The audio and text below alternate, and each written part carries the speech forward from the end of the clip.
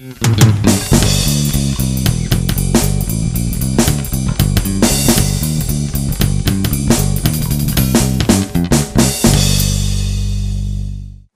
welcome to Geno's Picks again. Week 2, you got a fantasy draft coming up, so let's get you ready for it, okay? First thing you're going to need, get a magazine that's current. Sure, everyone likes to pick up the Fantasy Football Index or the Athlon, but these things are pretty much as big as Roseanne Barr's ass with as much useless fat. And not unlike her ass, they've been on display far too long. Filled with useless, dead information. Do you really care about the quarterback controversy in New York between Clemens and Pennington? Exactly. It's over.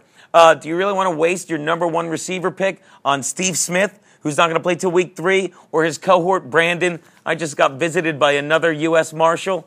No, you don't. Keep it simple. Get something easy. Pick up the Sports Illustrated Fantasy Football Preview. It's got all the cheat sheets in it. Go on the internet. It isn't just for porn anymore. You could download a cheat sheet from CBS Sportsline or ESPN.com. Hell, you could even pick up this month's Playboy. It's got their NFL preview. And when that magazine's lying around in 3 months, you won't feel like you wasted $7, huh? All right, that's 1. 2, keep it simple. Go with your gut. There's so much information in these magazines and so many idiots on the internet wearing their Eric Rhett jerseys, because let's face it, the Rhett gets them wet, that you're going to be overwhelmed with all this stupid information. Think about it. You're basically drafting from a pool of 120 players, most of which have the same 4 last names. I believe it's Brown, White, Young, and Williams. Oh, and of course, let's not forget Smith. Did you know there were more black Smiths in the NFL than there were in Colonial Williamsburg? If there weren't, would we have that picture? All right, now, go with your gut. And by that, I simply mean you're going to read so much of this stuff, and we all do it. It's like they say, go with your first answer. Don't get confused by people that just want to tell stories and fill articles. Like, for example, anyone that tells you Selvin Young is not going to be the #1 running back and a stud this year for Mike Shanahan because of what happened last year is an idiot.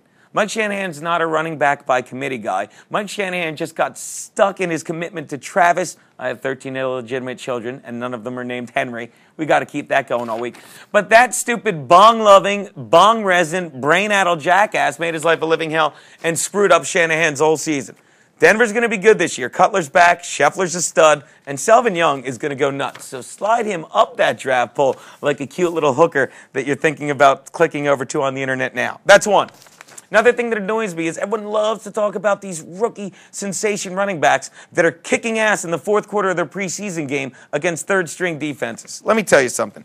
Chris Johnson in Tennessee is not going to start. He's their 3rd running back option behind Vince Young and Lendell White. Some kid in Texas you're hearing a lot about, Steve Slayton? Yeah, he's great. He's a great pick. In the 8th round, if you have him on green, you need a backup. The rookie running backs you want are the guys that are going to be seeing more balls than the village people at a gay rave.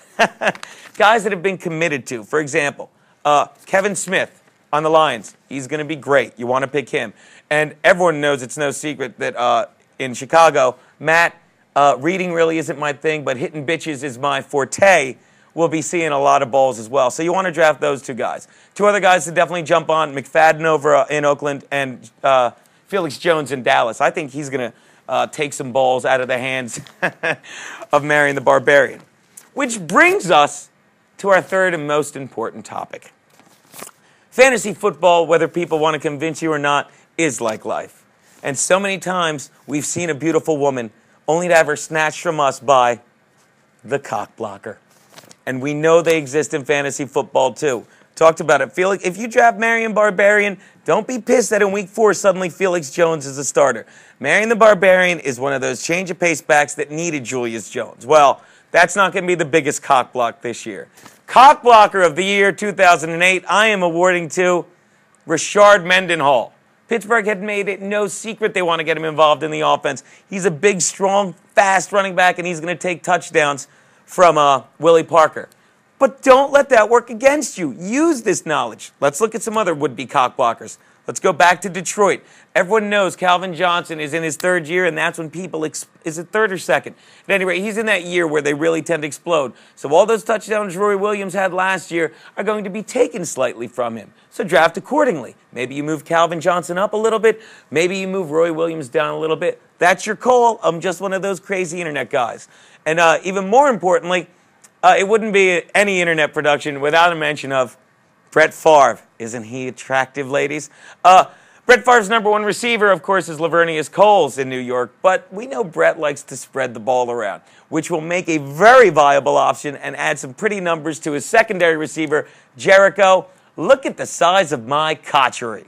People, those are Geno's picks for week 2. Good luck with your draft this week. If you don't have one till later, I'll have more tips next week. Daddy's gone.